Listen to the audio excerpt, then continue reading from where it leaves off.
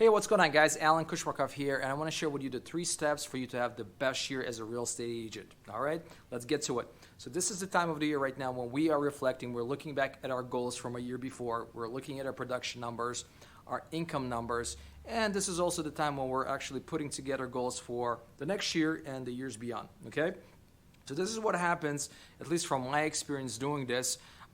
With myself and also working with other agents, is the fact that we put together a list of all the what to do goals, right? It's a big list, sometimes it's a small list, but a lot of times we look at that goal list, we kind of don't know where to start. Sometimes we start with too many of them. After a little while, we start questioning some of these steps, and then we get discouraged, and by month number 2 or 3, that goal sheet, if you will, it goes into a drawer, or you leave it in your home office. I'm sure a lot of you can relate to that. So instead of that, and having the what to do goal list, I encourage you to have another list, which is who do I want to become, and more specifically, who do you want to become as a real estate agent. This is an ideal time right now, guys, for you to make a statement. An example can be, this is who I want to become as an agent. I will be an agent that will help 20 families to buy or sell home in 2020, right? I will be an agent that will list 15 or 20 homes in 2020, right? I will be the agent that will give my best to my clients, right? Make a declaration, guys. So instead of focusing on what to do, right, focus on who first. On who do you want to become first as an agent, okay? Let me share 3 key steps for you guys that you can apply in your business, and especially when it comes to the goal planning, and I wrote them down. Number 1 step is you got to have a discipline to start. A lot of times we put together goals and then we don't know where to start. There are times when we take on too much, big chunks, right, and we don't finish. We kind of get discouraged, we start questioning, and then we give up, right? Instead of concentrating on too many goals, right now, right, pick one commitment or one goal. It has to be small, all right, and give it 90 days.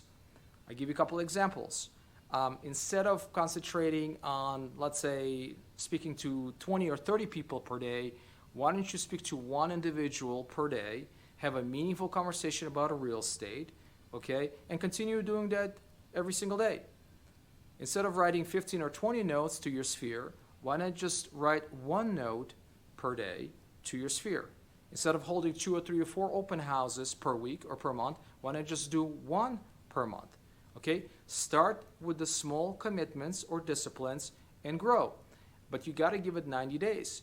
In order for this to become a habit, okay, you got to give it 90 days. Okay, number 2, and it's connected to number 1, is you got to have a discipline to continue. You got to have patience and a resiliency. Not every commitment is going to come through right away. In fact, a lot of times we take on a challenge or a goal or a commitment, and after about a week or 2, we start questioning the process. We start questioning whether we can do this or not. Okay, and after about a month or 2, we start getting discouraged and we give up. So instead of giving up, all right, you got to continue. Nothing happens overnight. Every day you use that goal or commitment, you work on that commitment, you're going to get better. It's all about the repetition, guys. It's like the same thing going to the gym. After a couple of days, you're sore. After a week or 2, you look at yourself in the mirror, you say, you know what, I haven't really lost any weight, I haven't really gained any muscle, right? But guess what? If you continue going to the gym, after a month or 2, you will start seeing the difference, okay? And if you don't see the difference, you're going to feel much better. It's the same thing with anything else. You're going to feel better accomplishing those commitments, okay? And then number 3 is you have to surround yourself with individuals, all right, mentors, that will empower you, that will encourage you, that will guide you, and also hold you accountable, right? We're in an industry where we are all independent contractors. A lot of times, agents don't even come to the office. They do not come to the sales meetings, right? They're kind of doing their own thing, and I get that. No big deal. But you got to surround yourself with individuals in the business or outside of the business that will empower you, that will help you, that will guide you through the hardships of peaks and valleys, right? Especially valleys, and also hold you accountable. I'll give you an example. Every single week in our company, we have something called accountability, a group accountability meeting. All right, agents sit down and they share 2 to 3 commitments that they're gonna do that particular week. And it can be something minor. It can be, you know what, I'm gonna walk my dog around my neighborhood or subdivision early in the morning or in afternoon time, in the evening time, right? It can be something, you know what, I'm gonna hold one open house this week for 2 hours. It doesn't have to be anything major. It can be minor little things, but that's how you build the foundation blocks in your business, right? So I hope this was helpful to you guys. Thank you so much for watching. Hey, do me a huge favor. Check out our website. It's a great website for more videos, more tips, agent testimonials. The website name is becomebestagent.com, becomebestagent.com.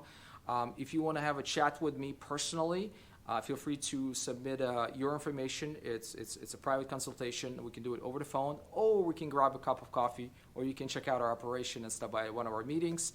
Yeah, check us out, guys. If you have any questions, let me know. Thanks so much. Bye.